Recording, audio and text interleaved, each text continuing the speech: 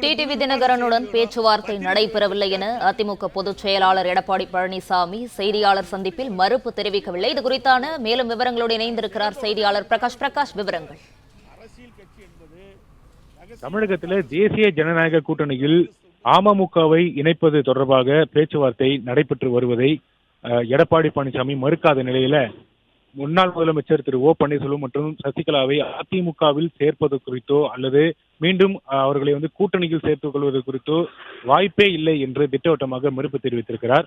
நேற்று தினம் மத்திய உள்துறை அமைச்சர் அமித்ஷா அவர்களை அதிமுக பொதுச் செயலாளர் எடப்பாடி பழனிசாமி சுமார் 1 மணி நேரம் சந்தித்து ஆலோசனை நடத்தினார்.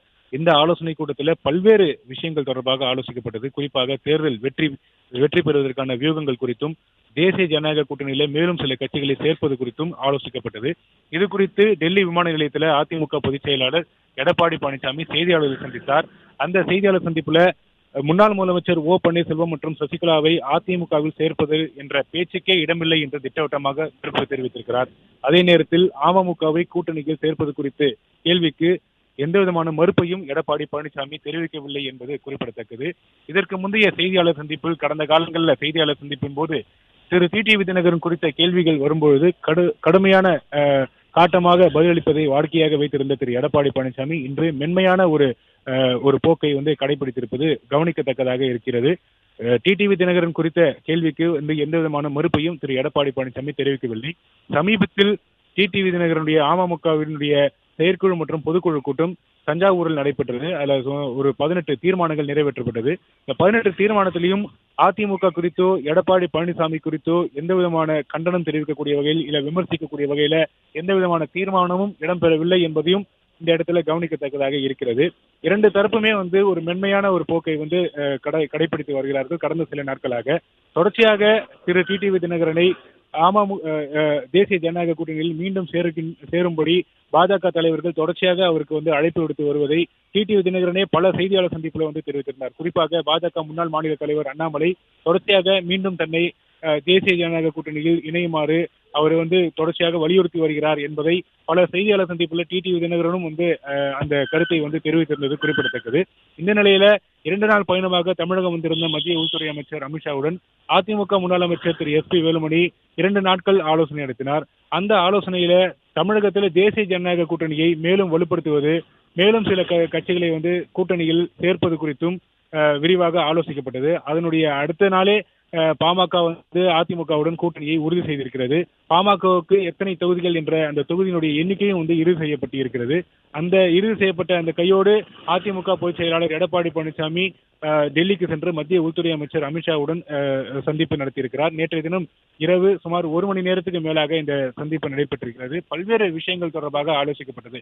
குறிப்பாக கூட்டணியில பாஜகவுக்கு எத்தனை இடங்கள் என்ற அந்த எண்ணிக்கையும் இறுதி செய்யப்பட்டு விட்டதாகவே தகவல்கள் வருகின்றன. மேலும் தமிழகத்தில் தேசிய ஜனநாயக கூட்டணியில மேலும் சில கட்சிகளை சேர்ப்பது குறித்து, குறிப்பாக அமமுக மற்றும் தேமுதிக உள்ளிட்ட திமுக கூட்டணியில் இல்லாத சில கட்சிகளை சேர்ப்பது குறித்து நேற்று தினம் ஆலோசிக்கப்பட்டது. அதே நேரத்தில் தமிழகத்தில் இருக்கக்கூடிய தேர்தல் நிலவரம், கூட்டணிகளுடைய நிலவரம், தேர்தல் வெற்றி பெறுவதற்கான வியூகங்கள், என்னென்ன வியூகங்கள் வகுக்கலாம் என்பது குறித்தெல்லாம் நேற்று விரிவாக ஆலோசிக்கப்பட்டு இருக்கிறது. இந்த ஆலோசனை கூட்டத்திற்கு பிறகுதான் இன்றைய தினம் டெல்லி விமான நிலையத்தில் அதிமுக பொதுச் செயலாளர் எடப்பாடி பழனிசாமி செய்தியாளர்களை சந்தித்திருக்கிறார்.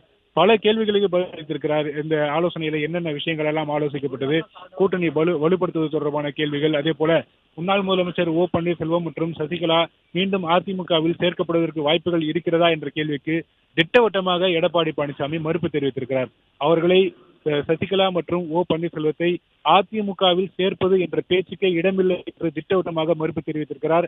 இதே கேள்வியை பல முறை என்னிடத்தில் கேட்டுவிட்டீர்கள். நான் திட்டவட்டமாக மறுப்பு தெரிவித்து வருகிறேன். அதே பதிலை தான் இன்றைய தினமும் தெரிவிக்கிறேன். இந்த சசிகலா மற்றும் ஓ பன்னீர்செல்வம் இருவரையும் அதிமுகவில் சேர்ப்பது என்ற பேச்சுக்கே இடமில்லை. அவருடன் தேர்தல் கூட்டணி அமைப்பதற்கும் வாய்ப்பே இல்லை என்று மறுப்பு தெரிவித்திருக்கிறார். அதே நேரத்தில் டிடிவி தினகரனை கூட்டணியில் சேர்ப்பது குறித்த கேள்விக்கு எந்த விதமான மறுப்பையும் தெரிவிக்கவில்லை. எப்படி சசிகலா மற்றும் ஓ பன்னீர்செல்வத்துக்கு திட்டவட்டமாக மறுப்பு தெரிவித்தாரோ அதே போல டிடிவி தினகரனுக்கு ஒரு மறுப்பு தெரிவிக்காதது கவனிக்கத்தக்கதாக இருக்கிறது. அவரை கூட்டணியில் சேர்த்துக் கொள்வது தொடர்பாக கேள்விக்கு மறுப்பு தெரிவிக்காத திரு எடப்பாடி பழனிசாமி மேலும் சில கட்சிகளோடு கூட்டணி தொடர்பாக பேச்சுவார்த்தை நடத்தி வருவதாகவும் அந்த பேச்சுவார்த்தையை எல்லாம் சுமூகமாக நடைபெற்று வருகிறது. உறுதியானவுடன் எப்படி பாமகவுடன் கூட்டணி அமைத்ததற்கு பிறகு அதிகாரப்பூர்வமாக செய்தியாளர்களை சந்தித்து பாமக அதிமுக கூட்டணி இறுதியானது குறித்து அதிகாரப்பூர்வமாக தெரிவிக்கப்பட்டதோ அதே போல இனி வரக்கூடிய நாட்கள்ல கூட்டணியில் சேரக்கூடிய கட்சிகள் என்னென்ன என்பது குறித்து அதிகாரப்பூர்வமாக அறிவிக்கப்படும். தற்போது பேச்சுவார்த்தை என்ற நிலையில் தான் இருக்கிறது. அந்த பேச்சுவார்த்தை சுமூகமாக நடைபெற்று பேச்சுவார்த்தை இறுதியானவுடன் அதிகாரப்பூர்வமாக அறிவிக்கப்படும் என்று தெரிவித்திருக்கிறார். பிளே ஸ்டோர் மற்றும் ஆப் ஸ்டோரில் இருந்து பாலிமர் செயலியை QR கோடு மூலம் பதிவிறக்கம் செய்யுங்கள். செய்திகளை உடனுக்குடன் பெறுங்கள்.